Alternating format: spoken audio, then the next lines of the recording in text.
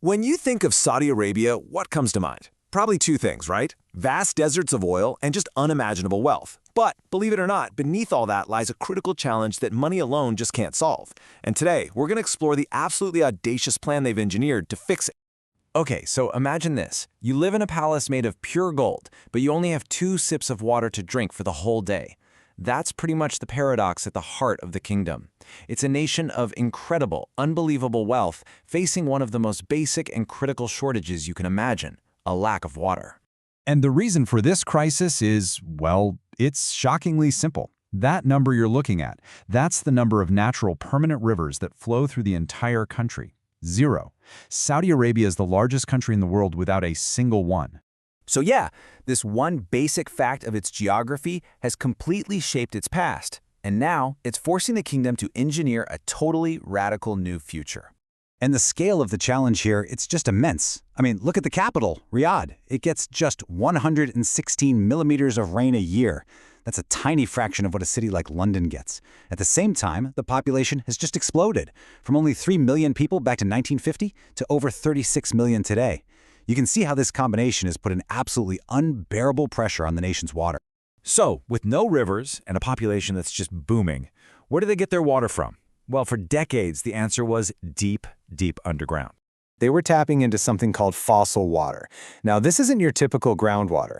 This is ancient water, stuff that's been trapped in deep aquifers for millions of years. And here's the crucial part.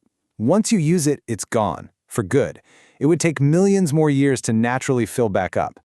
Honestly, this analogy just says it all. For decades, the kingdom was running on a totally finite resource. It was like a one-time-use battery that powered all its growth but could never, ever be recharged. And this reliance on a resource that was, never coming back, it led to a total crisis. Back in the 1970s, the government had this noble goal of being self-sufficient with food. So they launched this massive project to grow wheat in the desert. Yeah. By 2003, a staggering 85% of the nation's precious fossil water was being used just for farming. Then, the alarm bells really started ringing. A 2016 NASA report revealed the reserves were vanishing at a rate of 2 trillion liters per year. I mean, just look at that. 85%, a non-renewable resource, millions of years in the making, was just being pumped out of the ground to grow crops in one of the driest places on Earth. Eventually, they scrapped the policy. But the damage? It was done. A new solution was needed, and it was needed fast. So, faced with this massive crisis, Saudi Arabia didn't just look for a new solution. No, they decided to build one, on a scale the world has literally never seen before. So what was the plan? Get this. To construct an artificial river, a network of underground pipelines stretching an unbelievable 12,000 kilometers. To put that into perspective for you, that network is twice the length of the entire Nile River, and it's designed to transport 9.4 billion liters of fresh water every single day. But that begs the question, right? With no natural rivers and the fossil wells off limits, where is all this water even coming from? The answer, well, it's in the seas that border the country. This entire gigantic project is powered by desalination, the process of taking salt water from the Red Sea and the Persian Gulf and turning it into pure fresh water. Okay, so one of the main ways they do this is a process called multi-stage flash. The concept is actually surprisingly simple. They're basically just boiling seawater on a massive scale. By heating it up and then moving it to chambers with lower pressure, it instantly flashes into steam. That steam, once you condense it, becomes pure water, leaving all the salt behind.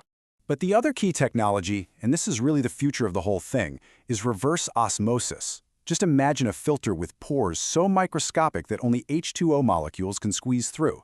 They force seawater against this membrane at super high pressure, and voila!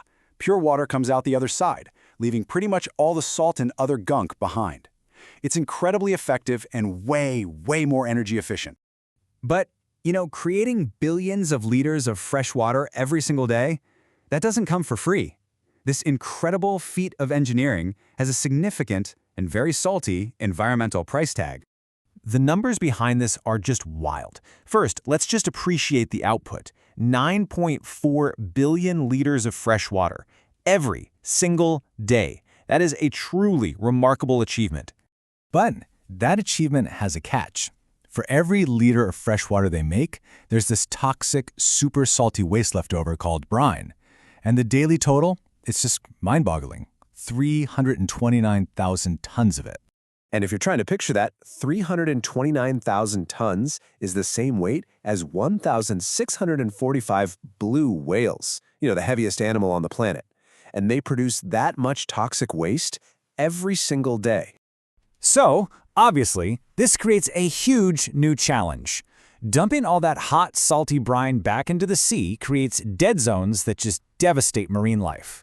To fight this, they're developing some really innovative solutions, from deep-sea diffusers that help spread the brine out, to an even cooler idea, brine mining. The idea is to actually extract valuable minerals from the waste, potentially turning a major pollutant into a profitable new resource. You see, this whole project isn't just about fixing a problem right now. It's about fundamentally reshaping the country's relationship with its environment and securing its entire future. And yeah, the world is definitely taking notice. This thing has already been recognized by Guinness World Records as the largest water pipeline network on the planet. This is engineering on a truly historic scale. Right now, about 2/3 of the country's water comes from this desalination process. But the ambition? It's way bigger. The goal is to get that to 100% by 2030, completely ending their reliance on unsustainable water sources and relying entirely on this manufactured river. At the end of the day, Saudi Arabia's artificial river, it's more than just pipes and water. It's this huge, bold declaration that maybe humanity can engineer solutions to even the most fundamental limits of our environment.